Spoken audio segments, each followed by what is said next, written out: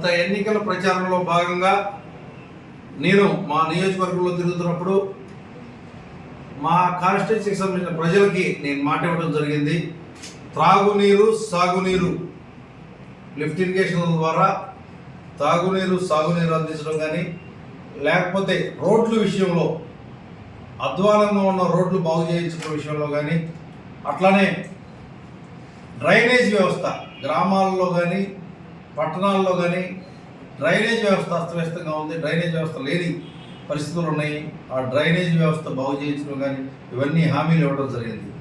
ఆ హామీలను నెరవేర్చడం కోసం నేను రాబోయే రోజుల్లో కృషి చేస్తానని ఈ సందర్భంగా మీ అందరికీ తెలియజేస్తాను. ఎందుకంటే మా ప్రభుత్వం ఏర్పడి 2 రోజులు మాత్రమే మా నాయకుడు మొన్నే ప్రమాణ స్వీకారం చేయడం జరిగింది.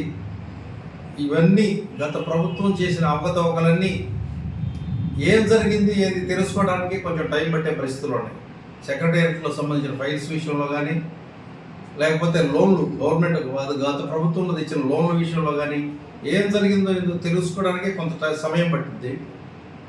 ఆ పరిస్థితులన్నీ మెరుగుపడి జనరల్ గవర్నెన్స్ స్టార్ట్ అవగానే మేము దీని మీద డెవలప్మెంట్ మీద దృష్టి పెట్టి మా నియోజకవర్గంలో ఏదైతే మేము మాట ఇచ్చామో అవన్నీ చేయడం కోసం కృషి చేస్తానని ఈ సందర్భంగా తెలియజేస్తున్నాను.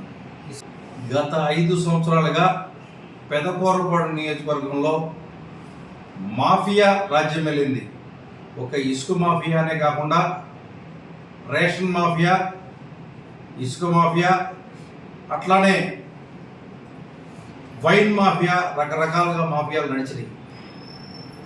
ఈ శాండ్ మాఫియాని అడ్డుకట్ట వేస్తూ గతంలో కోర్టులు కొన్ని నిర్ణయాలు చేసిన సందర్భం మనం చూసాం. అవన్నీ అడ్డుకట్ట ఆల్రెడీ వేయడం జరిగింది.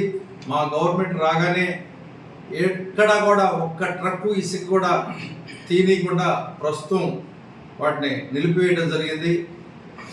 కొత్త రాబోయే రోజుల్లో ఇసుక మీద కొత్త పాలసీ చేయబోతుంది మా ప్రభుత్వం.